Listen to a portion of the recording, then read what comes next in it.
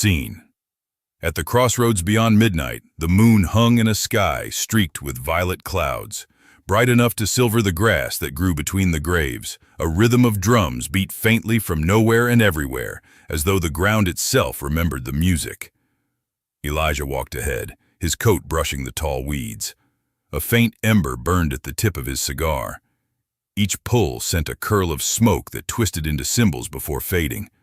Behind him came Ramone, hat brim low, the scent of river and tobacco following him, and Lucien, pale and deliberate, a relic of European cathedrals and candlelit crypts. When we step through here, keep your words true and your hearts steady. The Gede don't fancy pretense. I thought your spirits, the Gede, favored revelry. Revelry, yes, but only when the truth's already been spoken. This is exciting for me. After wandering for so many years, I must admit that I am ready for some revelry. The wind answered with laughter, low, rough, and knowing. A trio of candles flared up in the dust, purple, gold, and black. Out of the shadows emerged the Gede, eyes like twin lanterns, coat stitched with funeral lace, top hat gleaming under the moon. So you bring me wanderers, Elijah. One marked by empire, one by remorse. What is it you seek, Crossroad King? Well now, look what Elijah dragged in.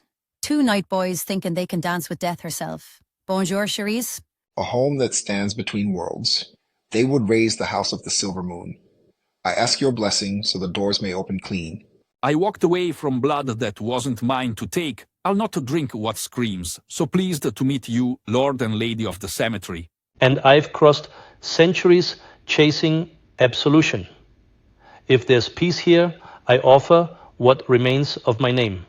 Ah, vampires begging the favor of the dead. Sweet irony, yet your intentions hum honest enough. What will you give the living in return? Shelter, song, a place where the lost might find their reflection. For a heartbeat, the drums stopped. Then a gust of warm air rolled through the cemetery, carrying the scent of rum and spice. The candles danced higher. And so be it. Let laughter guard your threshold. Let the wind carry your names clean. The house of the silver moon is under my watch. But remember, if you break your promise, the next knock you hear will be mine. Heard that, boys? We're official now. Or doomed if we don't uphold our end of the bargain.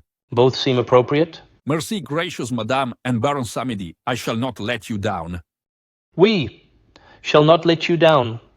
Farewell, Madame and Monsieur. Goodbye, Shares. Once your house is finished, you must have a grand ball and let us know when.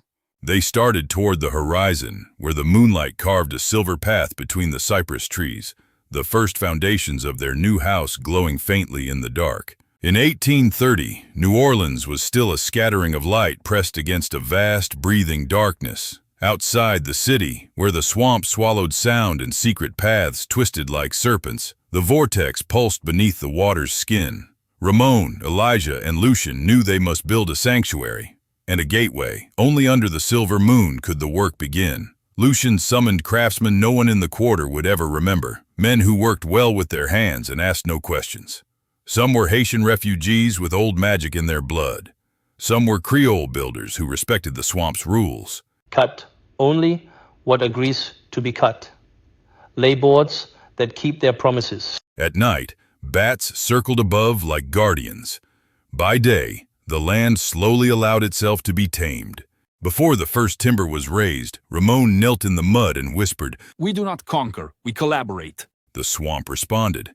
The water receded. Roots shifted. The earth rose just enough to hold a foundation. But beneath every strike of the shovel, the heartbeat of the vortex thumped louder.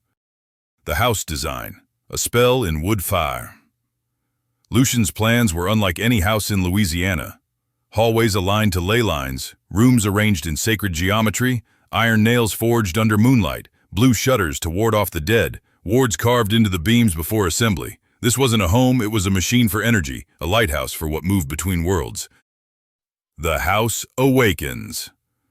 By the time winter brushed the cypress leaves, the structure towered proud, a Creole Gothic anomaly, too elegant to be wild, too wild to be civilized. Every night, the vortex below shimmered upward into the floorboards, and the house breathed with new hunger. We did not build a house, we grew a kingdom. The night the gatekeepers blessed the house. with the house still smelling of new wood and moon-hammered nails. Ramone and Lucien brought in only the essentials.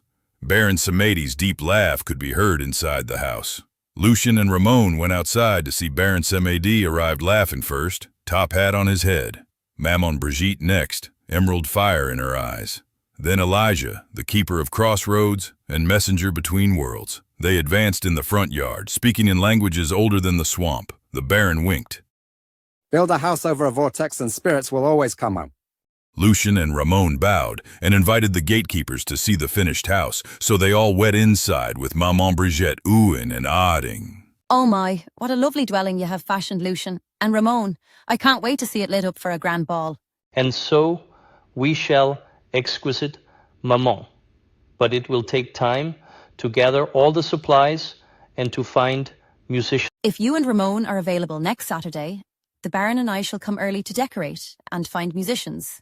I shall alert the liminal crew to be here and bring my lady, Lilith, and join the festivities. The three magical visitors left offerings of protection and marked the house as safe.